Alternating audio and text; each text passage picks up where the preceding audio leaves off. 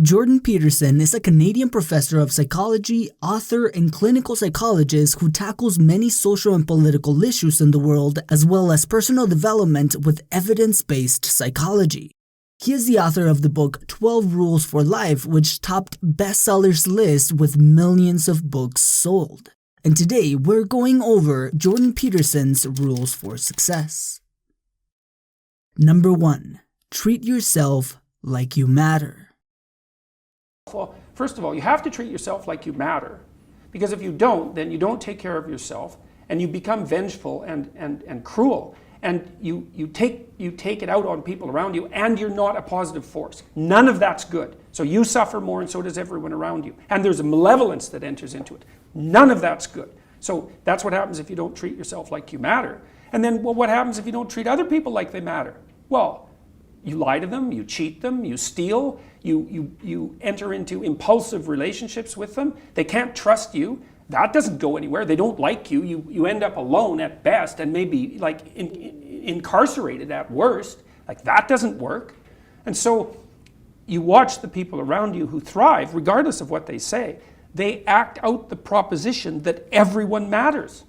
And then you have a functional society. And I think, okay, well, if when you act out the proposition that everyone matters, you have a functional society, maybe that's evidence that that proposition is true. Number 2. Have an aim. Aims structure your perceptions. So for example, once you aim at something, your brain, literally, the perceptual structures in your brain, in your visual cortex, reorient themselves to calculate a pathway to the aim. And then what they show you in the world is obstacles to that path and open pathways to the path. That's actually how the world reveals itself. Just like when you're driving in a car and you have a map and you aim at a particular place, then all the things that are related to that place show up in the world. It's exactly the same thing. Because you are traveling through time and space, right? And you need a map. And so after you answer these 7 questions, and you're encouraged to do it badly, because you don't have to get perfectionistic. Yeah. Just complete it, right? Because a bad plan is better than no plan. It gives you something to improve. So even if your aim is vague, and even if it's off target, if you start aiming and you see you're off target, then you can shift and you can make it more precise. You start to recognize what you don't want in that. Yes, exactly. Say, exactly. oh, I thought I wanted this, but I don't. Exactly. So let me re-navigate and figure out what I do want. And you might have to try a bunch of things. Well, you will have to. You can be. That's why you shouldn't get perfectionistic about it. You will absolutely be wrong, but you won't be as wrong as you would have been if you were aimless. Number 3. Don't just have a goal, have consequences.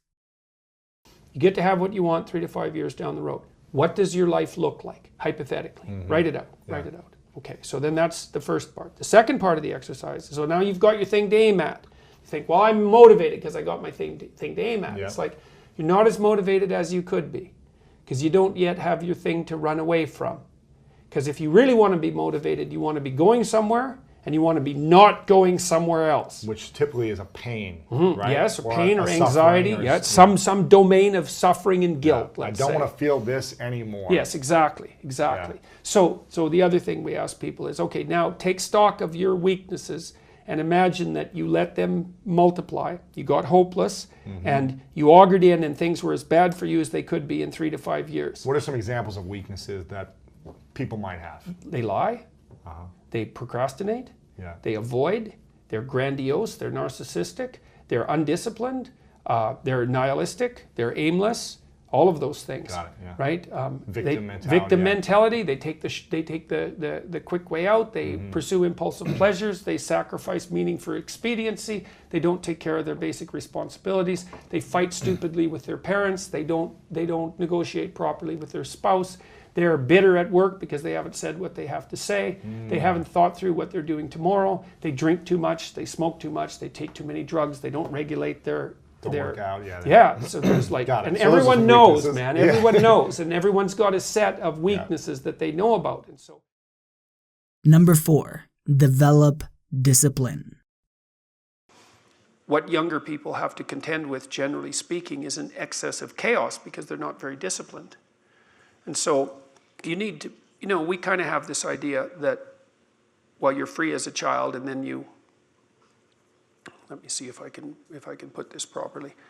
that you have a certain delightful, wonderful, positive freedom as a child, and then that's given up as you approach adulthood. But the truth of the matter is that you have a lot of potential as a child, but none of that is capable of manifesting itself as freedom before you become disciplined. And discipline is a matter of the imposition of order, and the order is necessary, especially for people who are hopeless and nihilistic. And lots of people are hopeless and nihilistic. Way more people than you think. And part of that is because no one's ever really encouraged them. And so the book is in part a matter of encouragement. It's like, lay a disciplinary structure on yourself. Get the chaos in check. And then you can move towards a state that's freer, because it's discipline first. Like, look, if you're going to become a concert pianist, there's going to be several thousand hours of extraordinarily disciplined practice. That's the imposition of order on your potential, let's say. But what comes out of that is a much grander freedom. And so in virtually every freedom that you have in life that's true freedom is purchased at the price of discipline. And so. Number 5, make friends with people who want the best for you. Not a good strategy. And the next rule is make friends with people who want the best for you. And that's a meditation on my own childhood and adolescence to some degree. I had friends who wanted the best for me and friends who didn't. And, you know, they were friends who, some of them were aiming up and some of them were aiming down. And if you have a friend that's aiming down and you do something that's aiming up, then they're generally not that happy about it, you know. They try to top your accomplishment with one of their own, hypothetical or real, or put down what you're doing, or offer you a cigarette if you're trying to quit and you've kind of done that successfully, or a drink if you've been drinking too much and are trying to stop being an alcoholic, you know. Or yeah, they're cynical and bitter and devoted towards no good. And sometimes that's family members too, and sometimes it's even part of you, you know. But this chapter is an injunction to people, is like you have an ethical responsibility to take care of yourself, you have an ethical responsibility to surround yourself with people who have the courage and faith and wisdom to wish you well when you've done something good, and to stop you when you're doing something destructive. And if your friends aren't like that, then they're not your friends. Number 6, make achievable goals. So then we say to people, take your positive vision and make it into 8 stateable goals, right? So, and then rank them in a hierarchy, because you need to know what. Like a top goal and then incremental goals. Yeah, and that, well, that's the other thing, is break the goals into incremental goals so that you have a reasonable probability of succeeding. So, because what you want to do, this is also what you want to do with a kid. You don't tell your kid, here's an impossible thing, why don't you go out and fail? You say, here's something worth going after, here's a step you could take that would push you beyond where you are, but that you also have a reasonably high probability of succeeding at, right? They call that within a time frame. Within some time frame. That's the other thing. You have to parameterize it with regards to time frame. That's right. And that puts you in the zone of proximal development, and that's a concept that was generated by a guy named Vygotsky. He was a Russian developmental psychologist and a smart one. It's where the idea of the zone comes from, to be in the zone. Yes. And when you're in the zone, you're expanding your skills in a manner that's intrinsically rewarding because you're succeeding. And so you want to set, if you're good to yourself, you think, okay, I need to set a goal, but I need to set a goal that someone as stupid and useless as me could probably attain if they put some effort into it. Right. And then you've got it perfectly, because it's not so high that it's grandiose or impossible that you fail necessarily and then justify your bitterness. It's like, well, I could do well, because that happens to people. Happens all the time. Yeah, it's like, see this all the time. You know, it's like, yes, exactly. Well, I set a goal and I didn't attain it, so I'm not going to set any more goals. Right. It's like, no, you set a goal that was inappropriate. For the time frame. Yeah. That's right. You didn't calibrate it properly. Yeah. And you're playing a trick on yourself because you wanted to fail so that you could justify not having to try. And being a victim. Yeah. Which isn't helpful. You're still going to be a victim. It's like, there's no way out of that, man. Yeah. So, you know, because life is a challenge that in some sense can't be surmounted. So there's no way out of your problem. But there are certainly proper ways of dealing with it. Yeah. And so you lay out those eight steps. Yeah, right? Yeah. Lay them out, and then the next thing is, okay, you need a rationale for them, because you're going to have doubts, and people are going to put up obstacles. Is that a meaning? You mean? Is that a meaning? A rationale means a meaning. Yeah, a justification. Yeah. It's like, okay, so here, what sort of justification is a good justification for your goals? It's easy. Why would it be good for you? Okay. Why would it be good for your family if you attain that goal? Why would it be good for the broader community? Because if it's a good goal, it should be good for you. That's fine.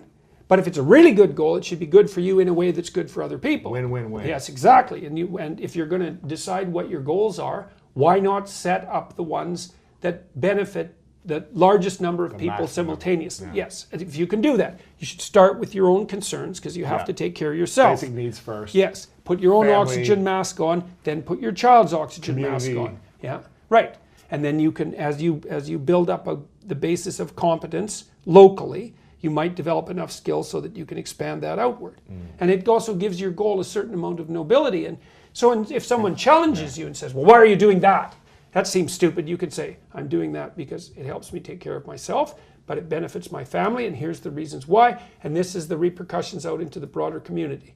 And like people who are putting up objections and doubts aren't armed to deal with that kind of response. Yeah. And then when you have those doubts in your mind that plague you, which they you go back to your reasons. You go back to your reasons. You say, why. That's right. Say, why am I doing this? Oh yeah, it's because, well, I have to take care of myself, because otherwise I'm pathetic and useless and bitter and cruel, and then I'm going somewhere terrible, so that's a bad idea, and here's how it would help my family, and here's how it would help the community, and that's good enough set of reasons for, unless I can think of better ones. Right. Without better ones, that's good enough. And if you're curious about Jordan Peterson's books, you can check them out with the sponsor of this video, Blinkist. There you will find a summarized version of each of his 12 rules with both text and audio explainers. And you can actually do it for free because Blinkist is offering a full week of free access to their platform for the first 100 people to claim their spots with the link in the description of this video. And if you're interested in books, Blinkist has thousands of non-fiction book summaries to choose from. And the best part is that they usually take under 20 minutes to read or to listen to the audio explainers. So you can go through the main ideas of a book on your way to work or while taking a walk. The way I like to use Blinkist is to go over a few book summaries that I am curious about, then I choose the ones that catch my attention to go more in depth on. Then I take advantage of Blinkist discounted full audiobooks, where I can get the audiobook up to 60% off their normal retail value. And Blinkist goes beyond just books. They also have a feature called the Shortcast, where we can get the main concepts of a major podcast in small, bite-sized pieces of content, which can make learning much more efficient. So to get your free 7-day access to Blinkist, click on the first link in the description of this video. And as always, thank you for watching, and I will see you in the next video.